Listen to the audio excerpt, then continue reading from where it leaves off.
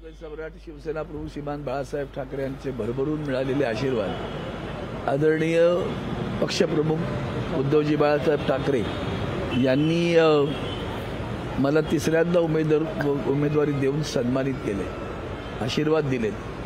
खरं तर पूर्ण ठाकरे घराणंच म्हणजे आदित्यजी असतील, तेजस असेल, वहिनी असतील, या सगळ्यांचे भरभरून आशीर्वाद मिळतात. आणि यावेळेला खास करून मी निव्वळ शिवसेना उद्धव बाळासाहेब ठाकरे पक्षाचा नाही तर महाविकास आघाडीचा उमेदवार आहे. त्यामुळे काँग्रेस, राष्ट्रवादी, समाजवादी, आप, कम्युनिस्ट सगळ्या पक्षांचं, रिपब्लिकन, संभाजी ब्रिगेड या सगळ्या पक्षांचा भरभरून पाठिंबा मिळतो आहे.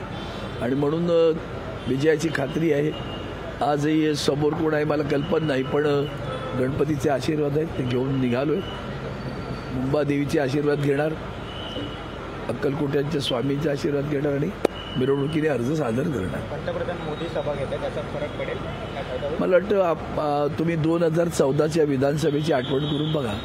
युती तोडली होती आणि त्यामध्ये एक अहंकार होता की आम्ही कुठल्यापैकी एकटे निवडून येऊ म्हणून चिरडून काढण्याचा प्रयत्न केला होता. वंदनीय शिवसेना प्रमुख हयात नसताना जो काही अश्लाघ्य प्रकार भारतीय जनता पार्टीने केला त्याला महाराष्ट्रातील जनतेने जागा दाखवून दिली त्यावेळेला. आणि एकट्याच्या जीवावर उद्धवजी ठाकरे साहेबांनी 63 आमदार निवडून आणले होते. ते सगळं विसरू नका. आणि उद्धवजी ठाकरे साहेब ज्या पद्धतीनं आज महाराष्ट्रामध्ये अतिशय प्रभावी व्यक्तिमत्व म्हणून लोकांच्या हृदयसिंहासनावर बसलेले आहेत.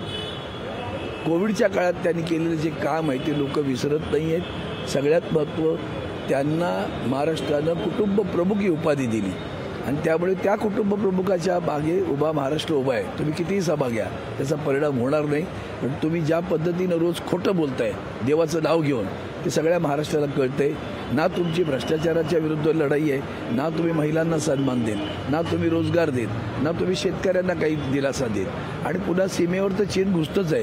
या सगळा अपयश झाकायचं कसं ते करण्यासाठी माननीय मोदीजी असतील किंवा आणखीन कोणी असतील ते येऊन इथे सगळा जो ढोंगपणा करतायत तो अधिकाधिक लोकांना कळतोय. आणि त्यामुळे महाराष्ट्रात तुम्हाला अतिशय वेगळं चित्र दिसेल असा विश्वास सिद्धिविनायकच्या समोर व्यक्त करतो. महायुतीला तुमच्या विरोधात उमेदवार मिळत नाही.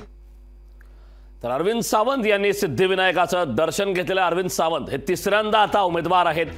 2 वेळा 2014, 2019 या ठिकाणी यावेळी ते खासदार म्हणून निवडून आले आहेत. पुन्हा एकदा ते मैदानात उतरलेले आहेत. अरविंद सावंत यांनी या दरम्यान सिद्धिविनायकाचं दर्शन घेतलं आहे. मात्र यंदाच्या वेळीची निवडणूक वेगळी आहे. यावेळी महाविकास आघाडीसह अन्यही घटक पक्ष माझ्या सोबत आहेत. त्यामुळे यावेळी काही चिंता करण्याचं कारण नाही. विजय निश्चित अशा प्रकारचा विश्वास अरविंद सावंत यांनी व्यक्त केला. लोकशाही मराठी ऐका, पहा, जागरूक रहा.